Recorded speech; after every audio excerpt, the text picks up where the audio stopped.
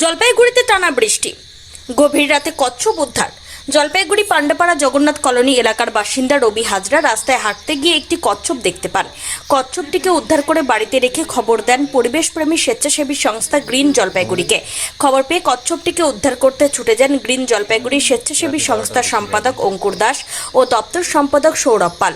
Green Jalpaiguri স্বেচ্ছাসেবী সংস্থার সম্পাদক অঙ্কুর দাস জানান, আমরা কচ্ছপটিকে আপাতত আমাদের হেফাজতে রাখছি। আজ শনিবার জলপাইগুড়ি বন দপ্তরের হাতে তুলে দেওয়া হয়। দেখতেছে বলে আমাকে নিয়ে যাবে।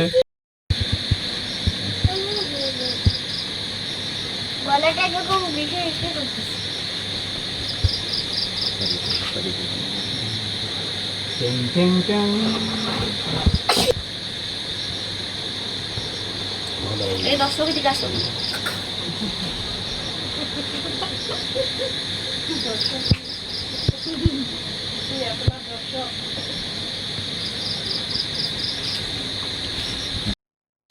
আমাদের বাড়ির সামনে এটা মানে আমাদের কোনোদিনও দেখতে পাইনি, কিন্তু আজকে প্রথম আমাদের বাড়ির সামনে এটা দেখতে পেলাম। দেখতে পেয়ে বাড়িতে নিয়ে আসলাম।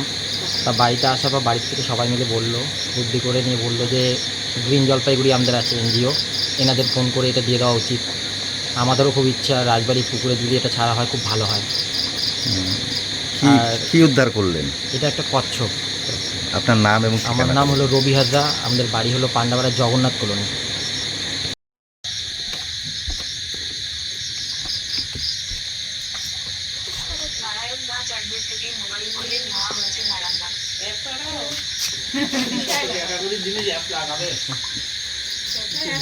তোমাদের রাতে 12টার বেশি বাজে।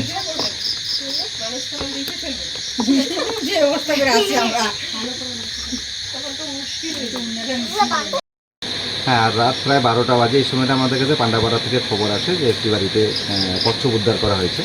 তো কচ্ছপ যেহেতু বিরল প্রজাতি হয়ে যাচ্ছে এবং আমাদের এই পরিবেশে ভারসাম্য রক্ষা করার জন্য তাদেরকে রক্ষা করা দরকার। আমরা রাতেই বন দপ্তরের সাথে যোগাযোগ করি, কিন্তু যোগাযোগ কোনো কারণে হয় না। আমরা রাতে এসেই কচ্ছপটাকে উদ্ধার করে নিলাম এবং রবি হাজরাকে আমরা কৃতজ্ঞতা স্বীকার করছি যে ওর মধ্যে যে সচেতনতার বার্তা আছে যে একটা কচ্ছপ যাকে বাঁচানো দরকার আমাদের পরিবেশে ইকোসিস্টেম ঠিক রাখার জন্য, তাকে আমরা কৃতজ্ঞতা স্বীকার করছি এবং আমরা কচ্ছপটা নিয়ে যাচ্ছি। আগামীকালকে বন দপ্তরের হাতে তুলে দিব অথবা বন দপ্তরের পরামর্শ মতো আমরা এটাকে রিলিজ করে দেব। অঙ্কুর দাস, সাধারণ সম্পাদক, গ্রিন জলপাইগুড়ি এনজিও।